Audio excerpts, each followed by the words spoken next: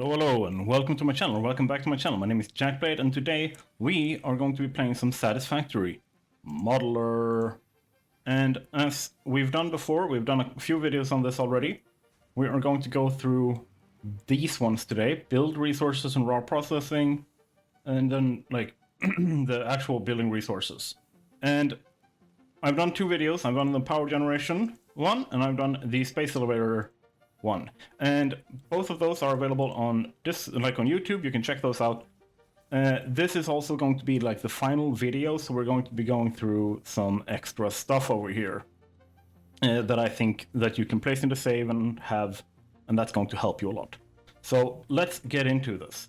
We are looking at what we need to build, and as opposed to the other ones where it was very much like a choice: do you want to upgrade, or do you want to rebuild, or do you want to build a new factory, or do you want to upgrade an existing one?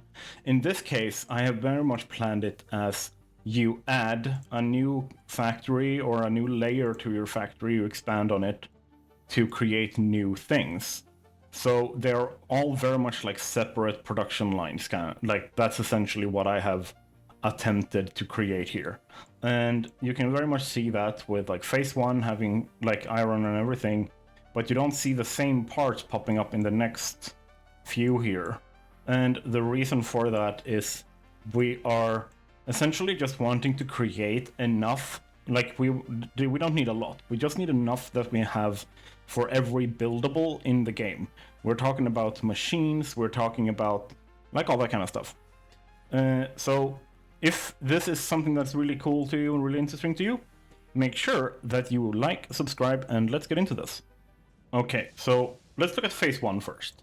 We're looking at everything that you can produce before you send the space elevator the first time, right? So if you go in here and it looks very simple, you need some iron, copper, some limestone, and even here I am using alternate recipes. I'm using cast screws, and over here I am using a underclocked like assembler setup with, what is that? Stitched, I think is the name of it, the recipe? Yeah, stitched iron plate.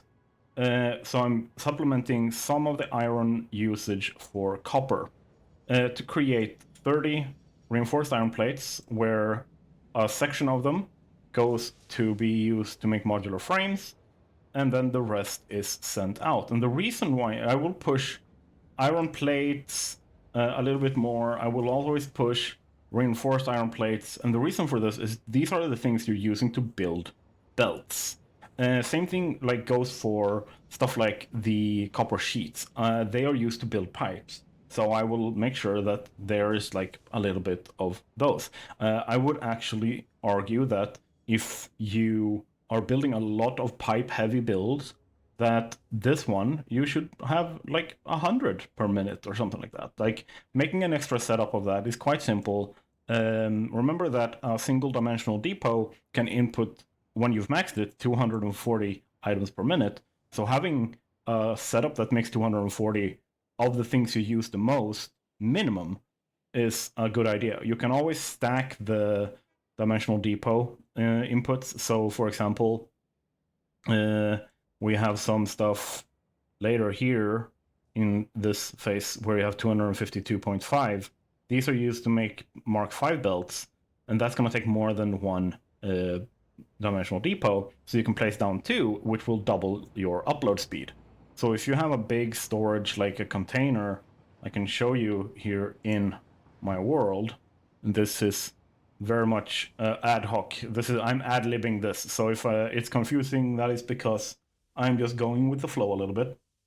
But as you can see over here, I have been using a metric crapload of concrete for this entire section of the world.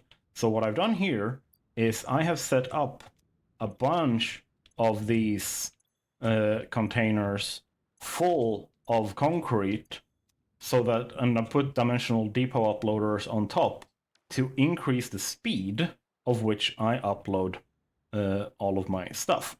So if I grab, I'm trying to grab a blueprint here, but I don't think that exists in the world. Yeah. So if you look at this, I'm going to use 175 placing this down. If I do this, you will also see that 2,500, that is what I have in the depot. I don't have any in my inventory. Boom. And done. Filled again. Which means that I can place these down in perpetuity without running out of it. So that's stuff that you can think about as well. Over in the actual place where I'm producing it, I have 10 containers as buffers, like industrial containers, and they have like belts weaving in and out through them like this in a zigzag pattern. And on top of each, like there's a belt going to the next one, and then I have a depot uploader also connected to each of those containers, so that I have 10 containers always full with stuff, always ready to upload, and that is my standard. I just expanded on it because of building this mega factory over here.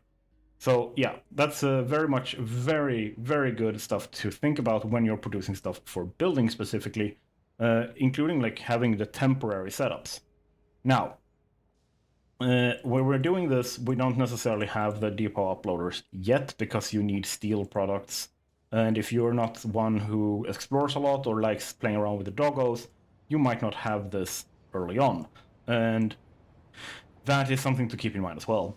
Now, so this, I've made it as simple as possible. You literally just like build this row, and then you build like there's a splitter set up here, and that is essentially like just make sure that you divide things properly so that the things that are supposed to be stored is sent off to do their thing. For example, the where are you? The iron plates over here. Like we're making 160. There's 8 of them. The thing is, I know that 3 of these they produce 20 each. So I wouldn't connect that up to the rest of the factory. I would make that setup separate. So, for example, in this case, I would, for example, make if I clear that connection, it's only going to send out 100. It only needs 5 here. So in the practical setup that I would do is this, where this would go out and this would still require the same amount of iron. Like nothing has changed. It looks exactly the same as before. So that is how I would actually build it, right? Practically, I would make 2 machine groups, one with 5 and one with 3, so that it becomes balanced in terms of like the quantities. So I don't have to first send everything in and then split off, because that's going to be messy. And basically, that's a very, very simple way of looking at it. But I do this so that there's not more visual noise.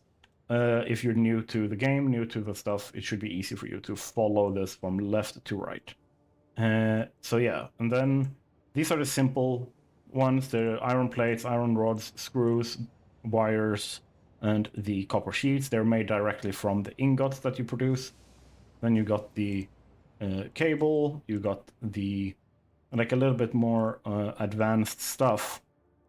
You also have the concrete down here, by the way. Basically, oh, sorry, I hit the mic there. Basically, what I am trying to achieve, I've also downclocked this to 88.89% to achieve a stable 15 concrete per minute. Or sorry, like the total is 40 concrete per minute, which is good to start with. If you're building a lot of visual stuff, you're building a lot of detailing and stuff like that, or you just like to brick biomes, you are going to need thousands upon thousands upon thousands of concrete. So I would definitely like multiply this by 10 as soon as you can. Like, it's one of the things we're going to talk about later. But yeah, we're moving on from there. We make a little bit more advanced stuff. The wire turns into cable. Wire also turns into, and wire and iron plate turns into reinforced iron plates, which you need for belt mark 2. So these are a high priority. Like getting this up and running more than anything else is your top priority when you start building your first buildings, like buildables production factory. And then you have the what's it called? Rotors.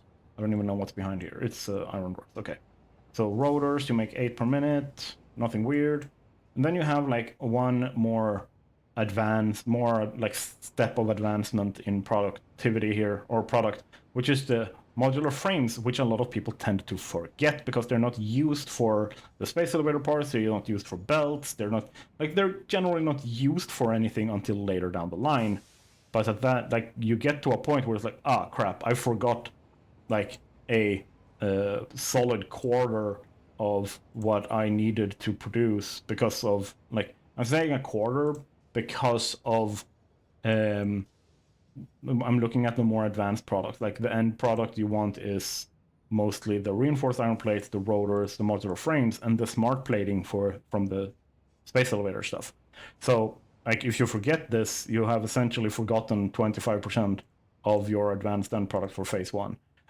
So remember, like, you need the modular frames too. It's going to help you a lot when you get to phase two, phase three, and so on.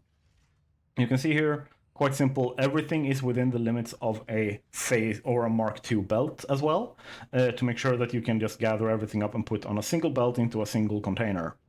And then moving on to phase two. If we look at the totals for phase two, you can see it's quite funny actually.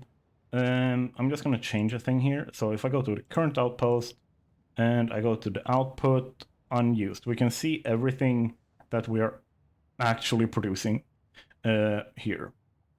And I'm just going to flip that. So if we look here, we are actually producing 6 portable miners per minute from this. And the reason why we're producing these from here on out is because we want to make sure that we put them into our dimensional depots, because they are used to build every single miner in the world. And a great way to get to ignore that entirely and not have to manually craft a bunch of them or whatever is to just set up a simple assembler like this and I'm making 6 of them per minute here, and the reason for like that amount is kind of arbitrary. I just basically went with how can I, in the most easy way, make sure that when you get to, for example, Mark III miners, Mark II miners, and you need to replace the first ones, that tends to go pretty quickly. Do you have enough miners to just go do that without running out of them?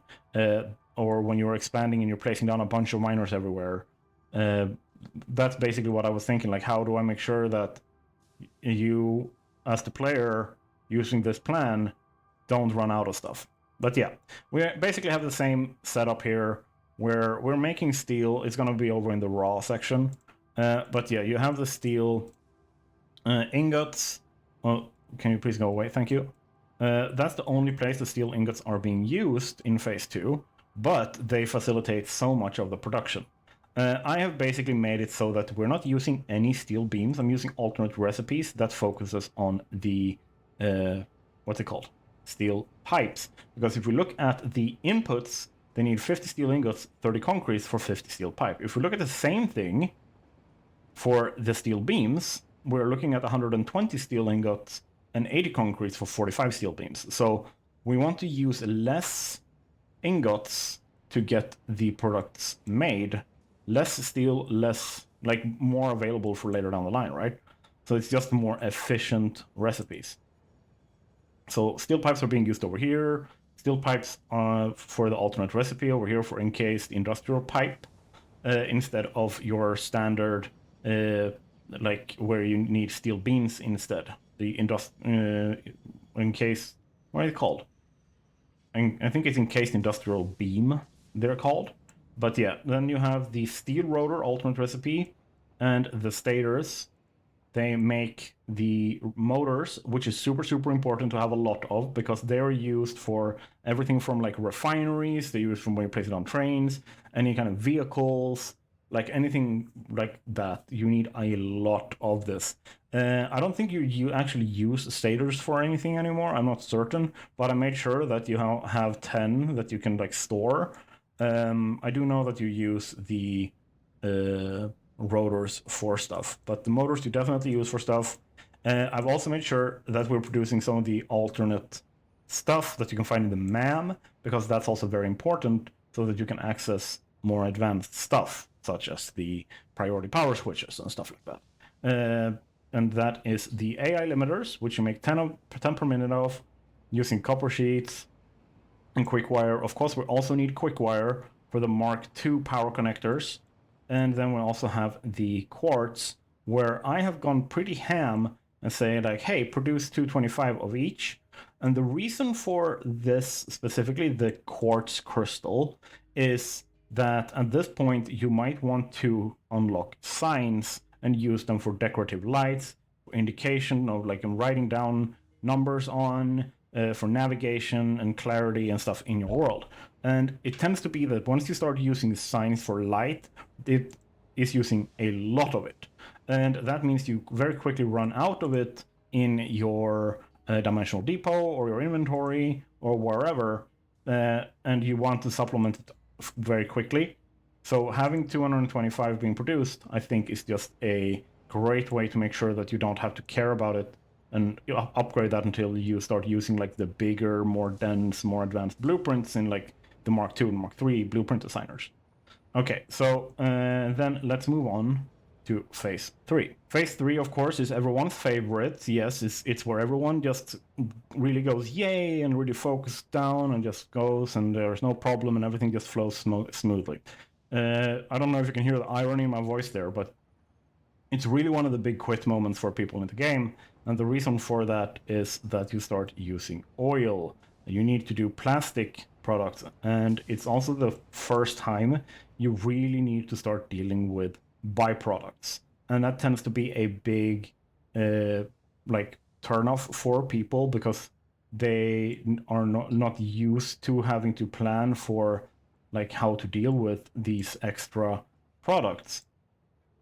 And I basically just like put into this plan, like it's very messy with the wires. You don't have to care about the wires. Just build one layer at a time. Start with this, then look at like splitting stuff up, then build the next part, then build the next part, and so on and so forth. So I can even do this here, so it's more clear lines. But generally, you're gonna have no problems with this if you just build one line at a time. I've also made sure that you're syncing here, so you get a little bit of a power boost from over here. You actually produce a little bit of power from this, like by burning the heavy oil residue byproduct from the plastic and rubber production. I've basically made sure that there's no complex loops or anything in this plan at all. The only thing that I put in here as well is you start making some turbo fuel that you can put into your dimensional depot and use for jetpacks and stuff like that. And of course, we start getting into the big stuff now. This is the first time you start making a really, really complex big project where you have a lot of raw resources being turned into very few quite advanced resources.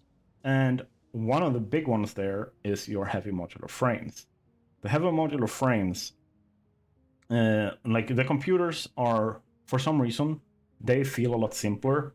Like SAM fluctuators, high-speed connectors, crystal oscillators, a lot of these are something that you set up now and then never have to touch again. Heavy modular frames have a tendency to come back and haunt you because you need them for other stuff later down the line. But you basically set up your heavy modular frames, and I've basically tried to make it as painless as possible. I made sure that you're using the heavy encased frame alternate recipe that uses no screws, so you don't have to deal with that like massive quantity of production that you would otherwise need. Because if we look at the heavy modular frames,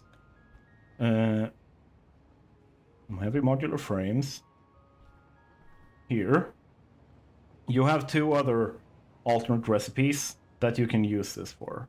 And you have the heavy modular frame standard recipe here, which if I make them use one, uses 240 per minute. At this point, you have Mark IV belts, meaning that you can use one belt to feed two machines.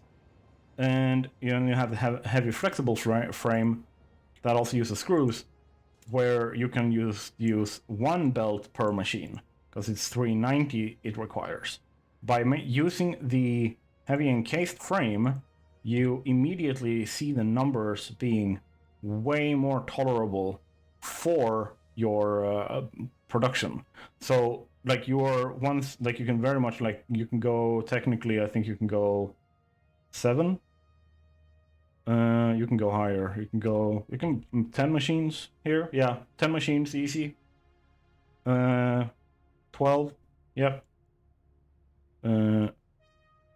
15 I think is a little bit much. 14. Yeah, 14 machines on one before you start need to start like using multiple Mark IV belts for each product. Like that is a massive difference. And even then, if I were to put the same, you get a little bit fewer, right? So the vanilla recipe is not going to be using a lot, like giving you a lot, 28. This one gives you the most, but it also requires so many screws. And then you have this, where you can see that both the rubber and the screws would need multiple Mark IV belts. This does not.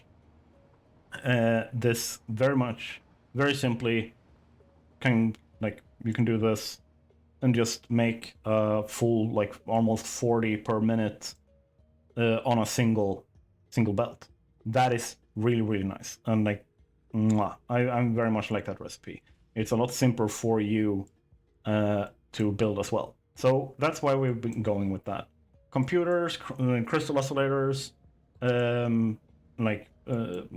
high-speed connectors. This enables a lot of upgrades for the Criterion stuff, including the Mark III power connectors and the what's it called? You can start putting down. What are they called? My brain just froze on them. You can start placing down geothermal generators and the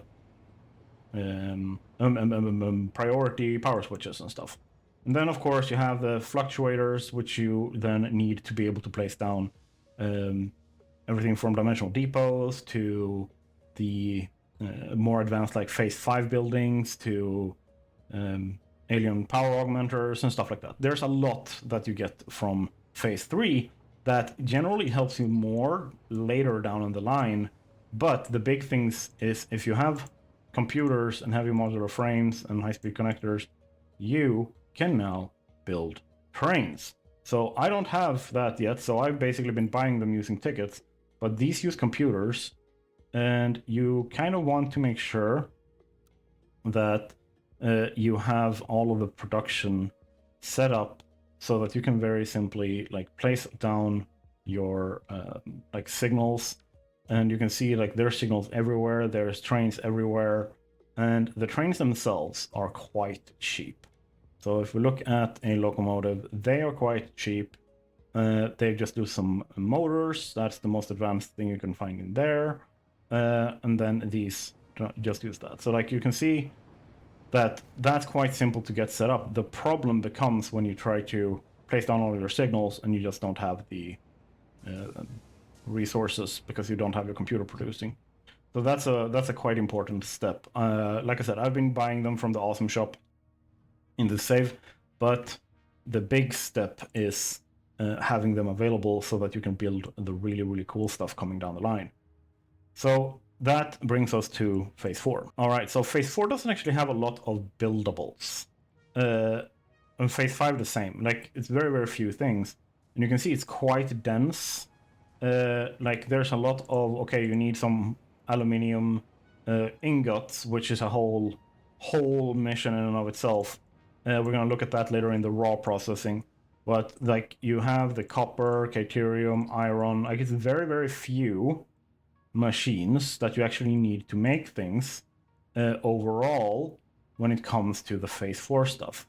The biggest thing I think here would be like the most like difficult thing is making sure that you have your avid modular frames so that you can make fused modular frames, cooling devices, radio control units, and the big boy turbo motors, which lets you build the Mark III miners, supercomputers. All of these are used as buildables of certain buildings, including like if we just go out here and look at it, the clad aluminum sheets are used for the Mark V belts.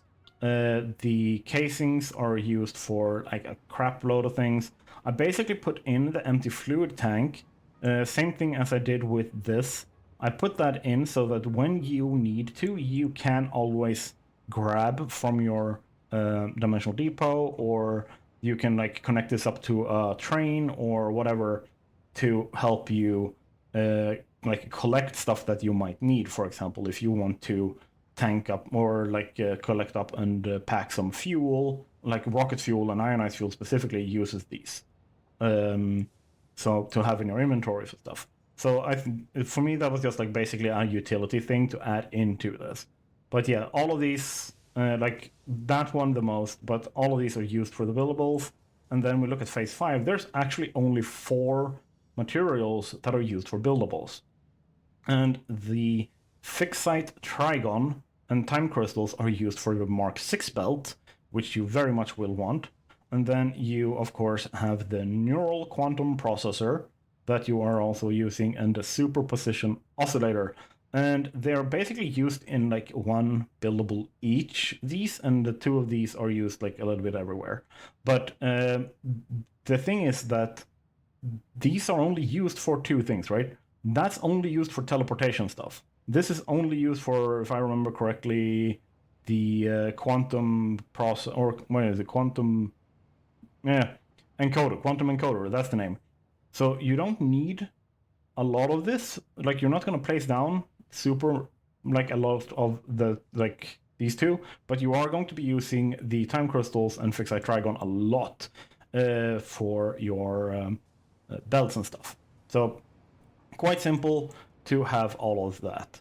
Now, let's go in and check on our raw processing, because that is where this turns into a bit of a different monster. The way that this turns into a different monster is if you look on the left side here, the limestone and coal. And kind of the same thing as we did with the power setup, we're going to be using a lot of diamonds in phase 5. Like, we're using recipes that are available. Like, you will always be able to see the tier is 0, 0, 0, 2. Like, everything here is incredibly simple in tier 1 or phase 1. Phase 2, same thing. We're starting to look a little bit more complex. We're using alternate recipes. Solid steel ingot is my favorite in terms of like the level of simplicity and ease of like what you actually get out of it. So I tend to enjoy this a lot more than, for example, coke steel ingots, even if that is objectively a more efficient recipe. And then we got the Caterium ingots. And remember, none of this, we can't use pure yet because we don't have the refineries. We can't use the pure recipes. Same thing here. We need a lot of raw quartz to do all of the stuff that we want to do. Now, if we look down here, we start seeing stuff coming in that needs to be used, or collected and processed and made. And a big part of this for phase 3, and that is to get those damn fluctuators going. And you will see that every single time I put this in, every single time, I have fully overclocked to reduce the number of machines and summer slooped this to make sure that you use as little of the SAM as possible to produce your reanimated SAM for whatever you need it.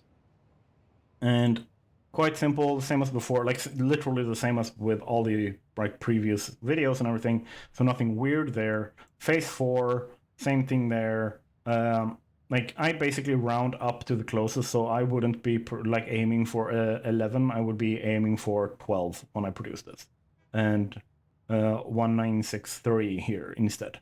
And that's basically what I've been like planning. And when I'm gonna show you the totals later, that's what we're gonna see as well.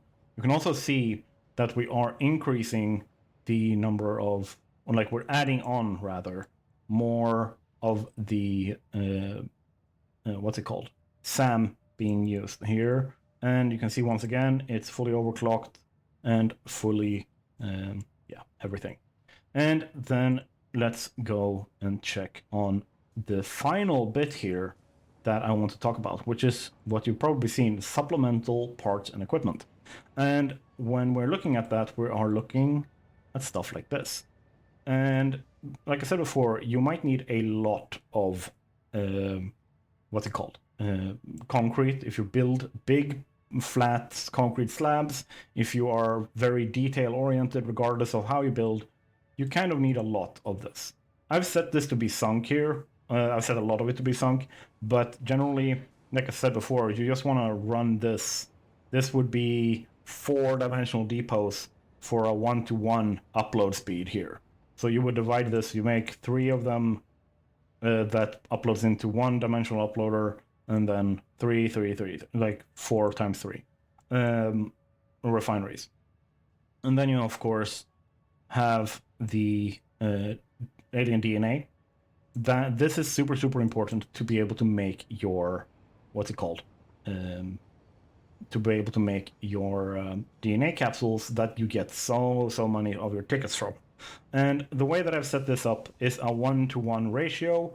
So these are underclocked, but because we're always only counting on having one machine.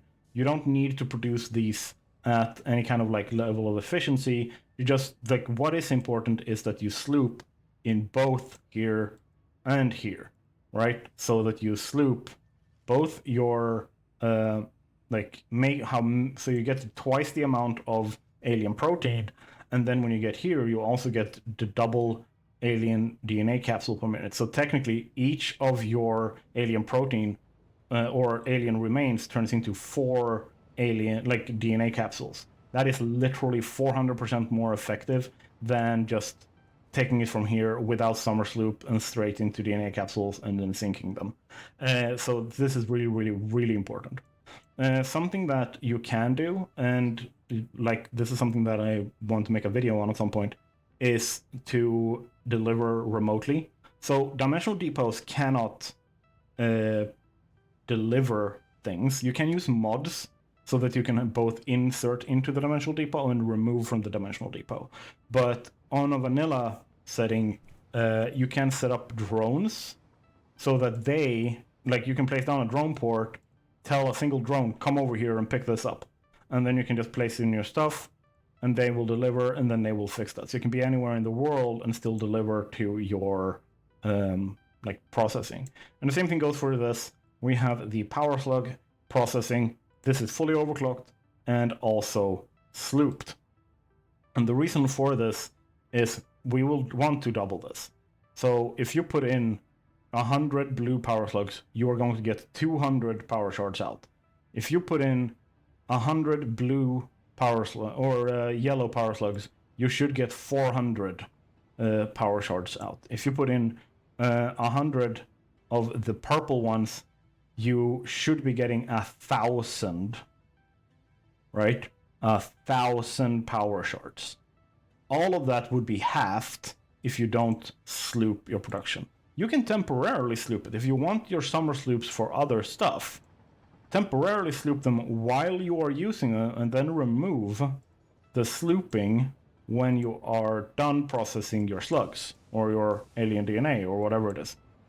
And then, of course, we have a pretty significantly larger setup for processing the leaves, mycelia, wood, and stuff like that into solid biofuel. Actually, the plan is to put in, so we make 1,800 per minute. And the reason for this is purely for drones, for trucks, and like stuff like that. Because then we can, and here's the thing, you can sloop these as well, right?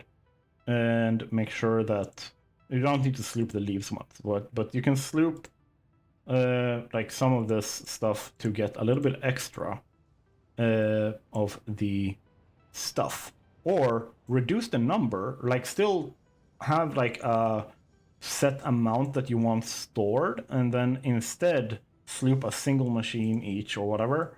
But what you want is so that you can later take this, the solid biofuel, and run it to this production line, where you bring in a little bit of canisters, a little bit. I say you need 1,200 steel, make 1,200 canisters, and then you turn that into 1200 packaged biofuel that you then plug into your dimensional depot, or like I said, you can hook that up to your drones, you can hook that up to literally anything that you need, that you want to, including this is one of the best fuels for the jetpack.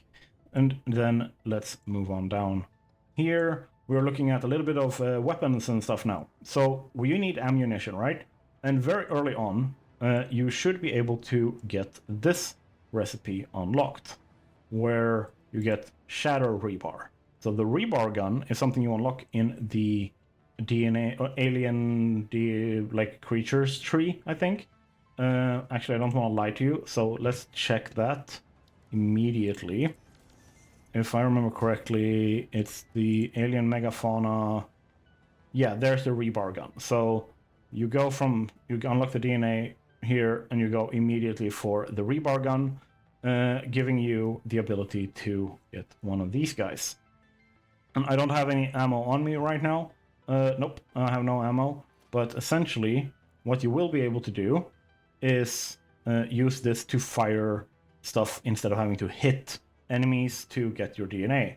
And it is incredibly efficient because a single rebar shot can take out an alien, like the small ones, not the alpha versions of them, but the small ones in like a single shot if all of the slugs hit them. So go ahead up and close and just smack them with one and they're done. Now, we also have a little bit more that we're going to be doing here. And one of them is we want explosive rebar. So you can make nobelisks that are like grenades that you throw in the game, right? You can use these. But you can also make these in a different format, where you have explosive rebar shots that you can fire from your rebar gun, and they are very nice to use to get through walls, to take down hard enemies. Because remember, when you're throwing a nobelisk, you continuously have to press to also explode it. This one explodes on impact instead. And then we have the actual nobelisks. So you have, of course, like the goal first is to make 20 per minute, and then later expand that so you make 50 per minute, and 30 of them, along with some fine smokeless powder, that's the name, goes down and make cluster nobelisks. Cluster nobelisks are insanely good because they can, if I go like this, and I'm gonna do this quickly here. I'm not saving this, so cluster nobelisk 1. Oh, not nibelisk. Nobelisk. Boom. I can do this because I'm using a mod called what's it called? Pack utility. So this is a cluster nobelisk, and this is a normal nobelisk. Let's show here. If I were to throw a nobelisk here, boom, versus cluster nobelisk. Let's say that I throw that over here, and we want to clear land. We want to make sure that the foliage is gone so it's clean for us. So if we just detonate these now, as you can see, that one just explodes this little area over here. This one cleans up a way larger area because it shatters and has several smaller explosions, secondary explosions. So these are things that we want to have available to us whenever we are like land clearing, fighting enemies, whatever it is. Cluster nobelisks are really, really powerful. And then we move down, we're looking at filters. So the second you unlock your manufacturers, you can do this handcrafted beforehand, like you should, where you get the gas mask and everything from the mycelia tree in the MAM, and you unlock the gas mask so that you can stay safe. And then you just grab a little bit of coal, you grab a little bit of fabric, and then some iron plates, and you make filters, and they will protect you from the gas pillars around the world. Those like fart clouds, the green fart clouds and the fart flowers and stuff. And then later down the line, you upgrade this to iodine-infused filters. And the reason why you do this is these protect you from the, what's it called? radiation damage around the world, together with the hazmat suit that you can also then unlock. And these are super, super important. You definitely need all of this. But, and I think this, like, you basically start with whatever you need in the moment and keep expanding. The only thing that I would say is really, really important to get set up and have set up is this. I think that's a really, really good thing to have around so that you can very easily process and get more tickets and get your power shards for overclocking and stuff. But yeah, then later, if we go down here, we're looking at rifle ammo instead. And this is essentially the rebar gun, but way better. So here's what you can do. And here's how I set it up. So in phase 3 in the buildings production, you're making 80 packaged turbo fuel. So what we're going to do is unpackage that turbo fuel and make turbo ammo. This ammo is stronger and stronger the more you fire of it, like in a row. So if you hold down and you just fire on like an alpha, they're gonna be dead very, very quickly. And then as a supplement to that, we have the homing rifle ammo, which can then take down small enemies because they are homing. So if they're small and fast, like the flies or anything like that, you can very, very quickly take them out. That's essentially what we're producing here. But you can also see that it is quite a process to get all of this set up. And for that reason, like, don't do this until you have gotten to the point where you have your aluminium and can go all the way, because the rebar gun is very well enough. Rifle ammo, like, don't bother setting just this up. It's better to wait until you can go all the way to get your homing rifle ammo and turbo rifle ammo, all of which is unlocked in the MAM.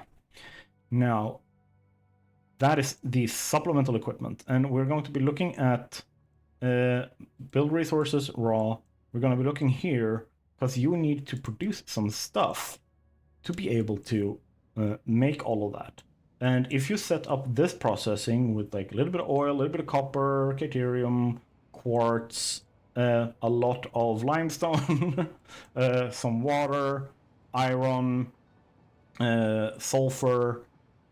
Once you have all of this up and running and you produce all of this, then what you will end up with is all of the raws required to build all of the supplemental stuff that will help you with weapons, with jetpack fuel, with ammunition, yeah, you name it. It's all there in the supplemental. And basically, that is the full plan. So a big question people ask, they don't know how much they need to build.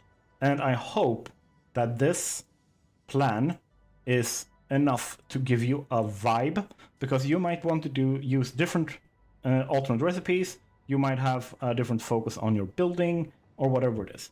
All of this is meant to help with that. And I'm going to just show you here so you know. This is the number, like, for some people want to know this number rather than how much do I need to produce. They want to know how much resources do I need to prepare. And these are the number of raws total for this entire plan.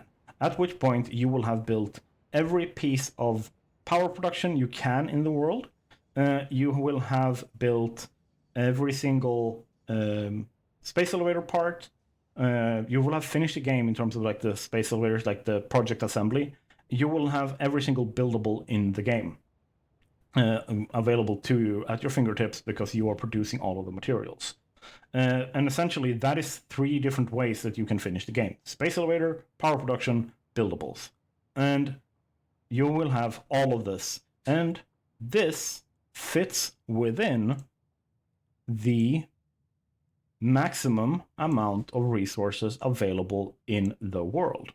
So if we make a little bit of space here, so you can see, if we compare these numbers, you can see that there's enough coal in the world, there is enough nitrogen gas in the world. The one that you actually get the closest to running out of in the entire world is the SAM. Everything else, you have plenty of overhead for changing this up, for expanding extra on certain things, or whatever it is. The only thing that you have close to the limit of is the SAM, despite me doubling up every single thing. But that also means that you, based on this, have about 2,300 or 2,500 overhead of SAM that you can use for whatever you want. Same thing with the uranium. You can, like, there's 2,100 uranium in the world. You can use that for, like, nuclear nobelisks and whatever you want to. Go nuts, right? But this is by no means a min-max kind of plan. It is supposed to be simple. It's supposed to be easy for people to use this to figure out all of the systems in the game and how they want to build, what they want to do. I will also make sure that these plans are going to be available on my Google Drive when this video is up, that will also be available on my Google Drive.